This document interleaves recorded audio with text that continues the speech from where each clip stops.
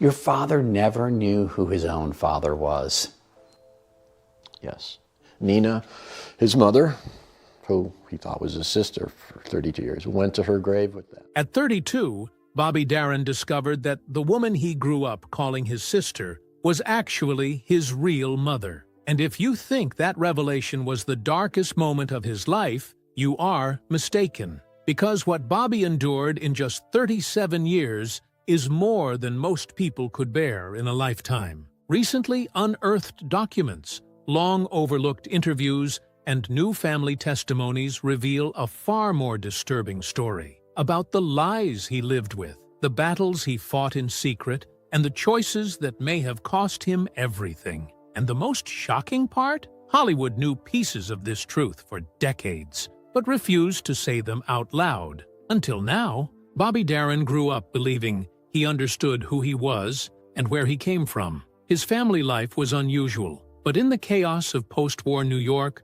unusual did not necessarily mean suspicious. He was raised by a woman he called his mother, surrounded by relatives who seemed protective, close, and maybe a little too careful about what they shared. But for decades, Bobby never questioned any of it. He had dreams to chase, songs to write, and a career he hoped would lift him out of the cramped apartment that shaped his childhood. There was simply no time to imagine that the very people he trusted most were hiding the truth of his existence. That truth finally hit him in his early 30s, and it hit with the force of a lifetime's worth of betrayal. The woman he believed was his sister, Nina, had been his real mother all along, and the woman he had called Mom for decades was actually his grandmother. The revelation shattered him. According to several family accounts later brought forward, Bobby collapsed emotionally, pacing the room, repeating the same question again and again.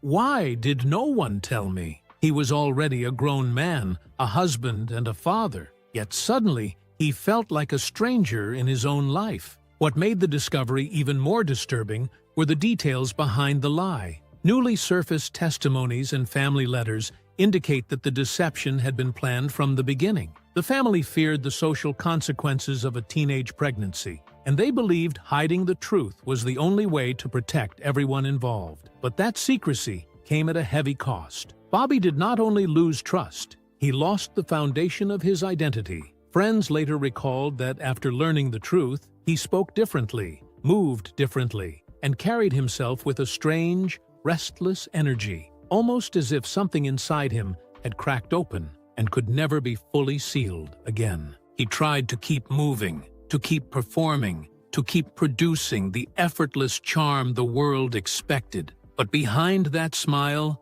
was a man trying to rebuild himself from the ground up. And the deeper he looked into his past, the more he realized how much had been hidden from him. This was only the beginning of the shadows that followed him, because the next secret waiting to surface was something he feared far more than the truth about his family. Long before the fame, Bobby Darin lived with a truth no child should ever carry. His body was failing him. Rheumatic fever had ravaged his heart when he was young, damaging it so severely that doctors quietly warned his family he might not survive into adulthood. They kept this prediction from him for years, but Bobby always sensed something was wrong. He tired faster than other kids, he struggled with basic physical activity, and he often found himself gasping for air while pretending nothing was happening. Even as a boy, he felt time slipping away, long before he understood why. By the time he reached his 20s,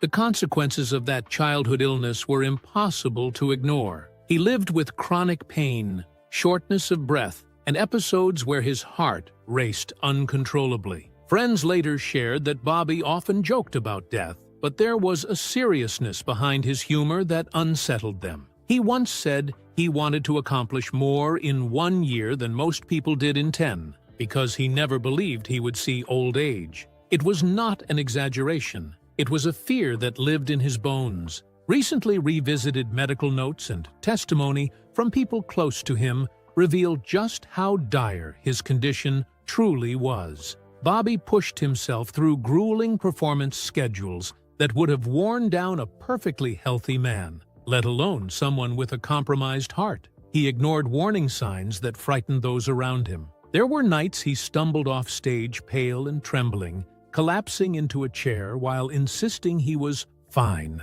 Insiders later admitted they were convinced he was running on fear, adrenaline, and sheer determination. This desperation fueled his ambition. It was the engine behind his rapid rise, his genre hopping, and his refusal to slow down even for a moment. Every album, every appearance, every late-night writing session was driven by the same haunting belief: he was running out of time. And while the public saw confidence and swagger, Bobby was living inside a medical nightmare that he kept carefully hidden from fans, critics, and most of the industry. But the more he pushed, the more the pressure mounted. And soon his private war with his own body collided with a second battle, one that would take place not in a hospital, but in boardrooms, studios, and behind closed industry doors. Because Bobby's transformation from teen idol to serious performer came with a cost far darker than anyone knew. By the early 1960s,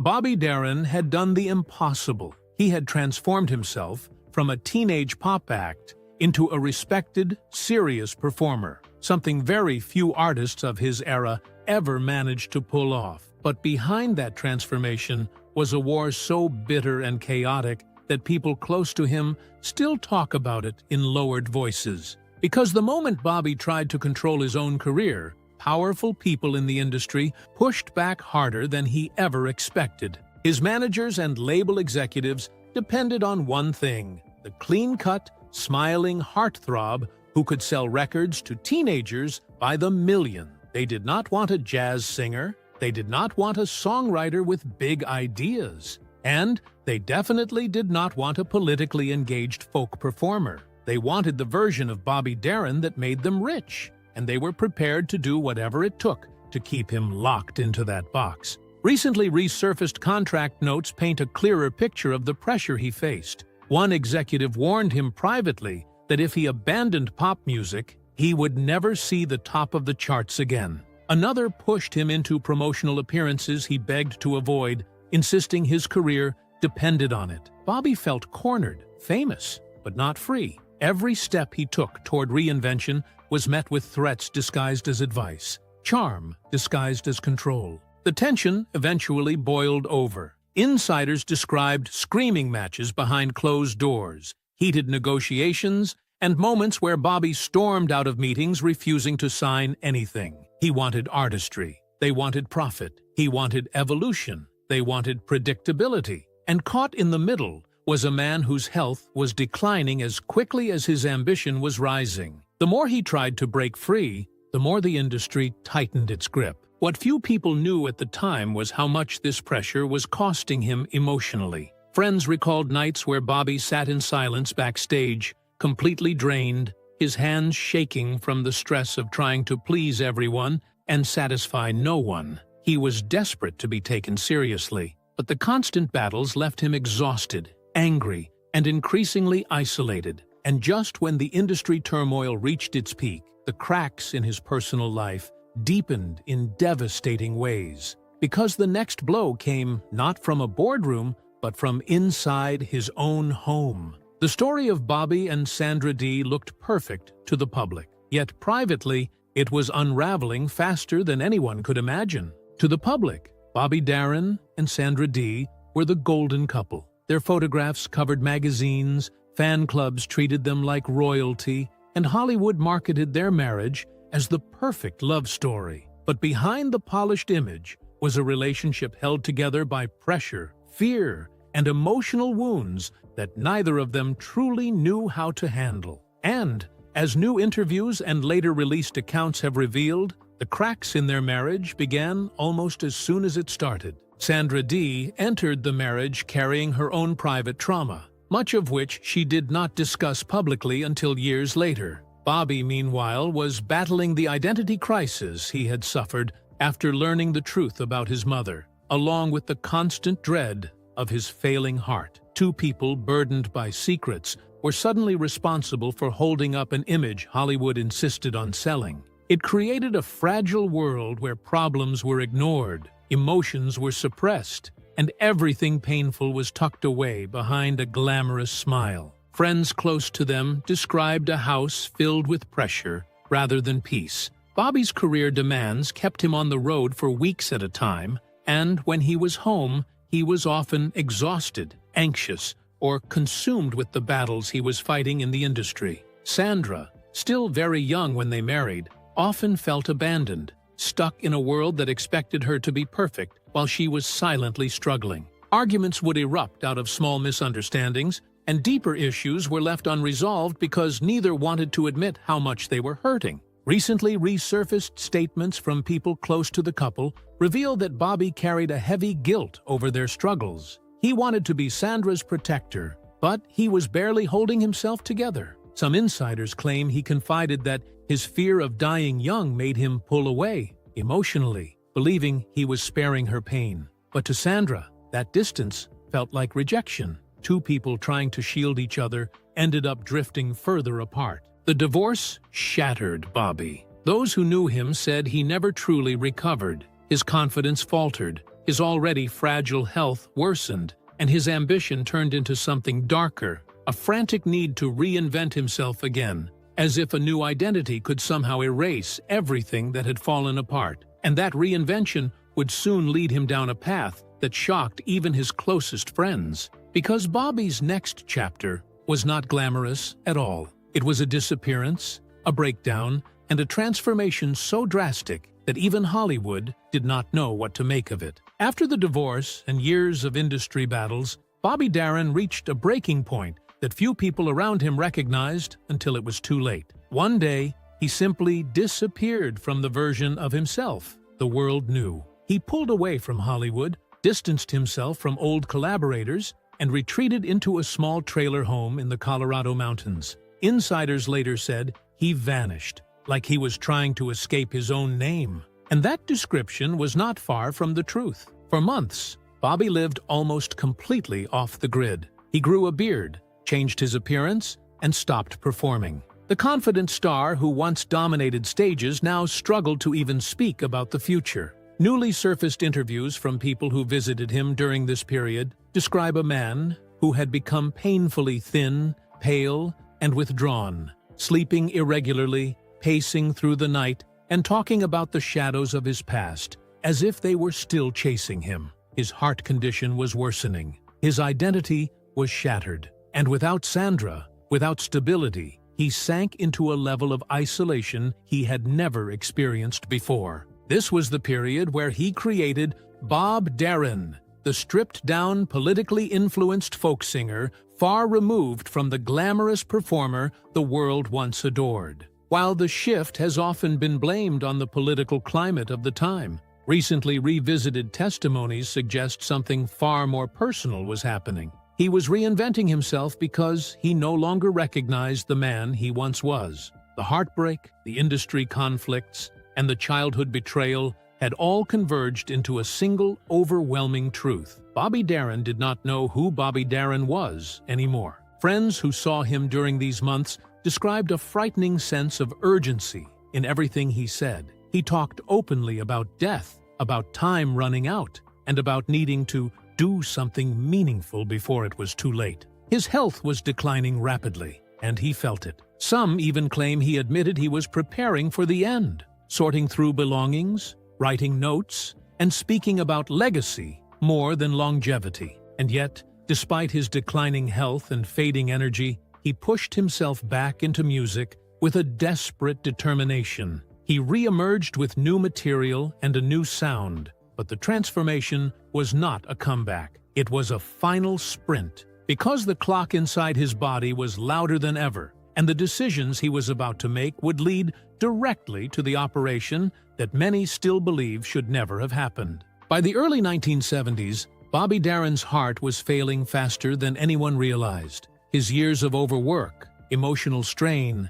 and the childhood damage left by rheumatic fever had pushed his body to its limit. Yet Bobby refused to stop performing. He kept touring, kept recording, and kept pretending he was stronger than he really was. Insiders later revealed that he would collapse backstage, clutching his chest, refusing help until the pain passed. He was convinced he could outrun fate if he just stayed moving. But his body was reaching its breaking point. Medical records and testimonies revisited in recent years paint a far more alarming picture than what fans ever saw. Bobby's heart was enlarged, weakened, and struggling under even mild stress. Doctors recommended cautious treatment and rest, serious rest, but Bobby rejected anything that would take him away from the stage. He had already spent too much time hiding from the world in isolation. Now he wanted every remaining day to count. This mindset set the stage for a decision that would become one of the most heartbreaking chapters of his life. In December 1973,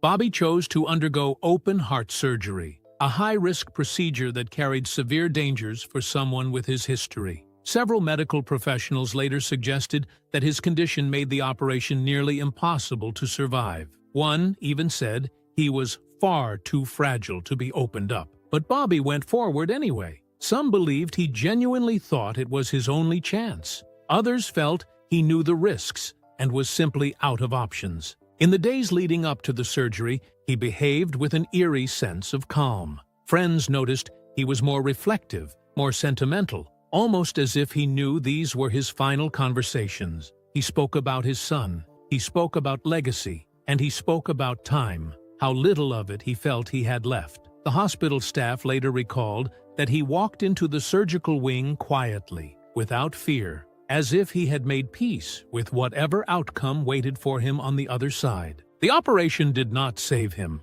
it took him. His weakened body could not withstand the procedure. Complications struck almost immediately. And just like that, Bobby Darin's race against time was over at 37 years old. The world mourned the sudden loss, but those who knew the full story, the fear, the pain, the secrets, understood that his ending had been written long before he stepped into the operating room. But even after his passing, the most unsettling revelations had not yet surfaced, because new documents, buried testimonies, and long silent voices would soon resurface, and they would change everything people thought they knew about Bobby Darin. For decades, Bobby Darin's life was told like a familiar Hollywood tragedy, a talented star who rose fast, burned bright, and left too soon. But recent discoveries have shattered that simplified version, revealing a far more haunting and complex truth. In the last several years,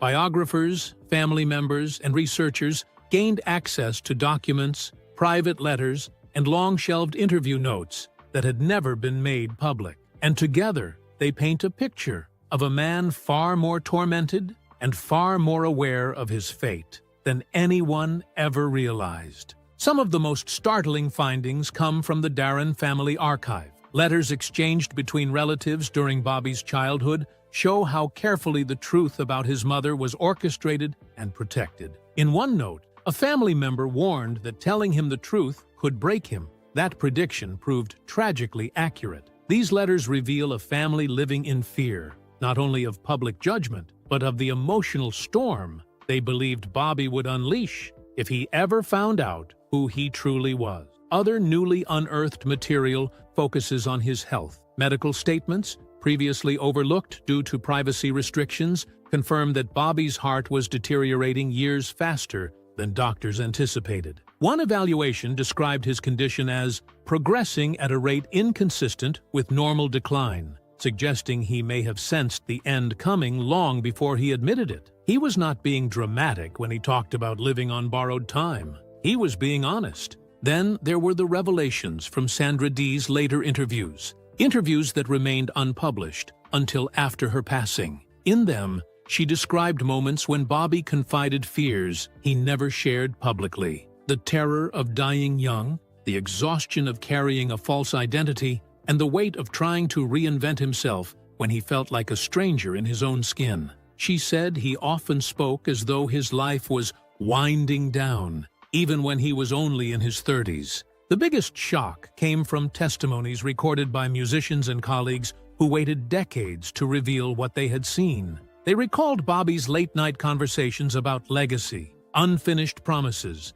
and the feeling that every decision he made was part of a race he knew he would not win. His reinvention, his disappearance, his relentless work ethic. They were not the decisions of a confused artist. They were the decisions of a man preparing for an ending he felt closing in on him. These revelations do not just add detail to Bobby Darin's story. They change the meaning of his entire life. They show a man fighting against secrets he never asked for, a body he could not trust, and an industry that tried to shape him into something he was not. And they reveal why his final days, his final choices, and his final words hit so much harder now than they ever did before. Because when the hidden pieces fall into place, Bobby Darin's life no longer looks like a tragedy. It looks like a warning, one Hollywood ignored until it was far too late.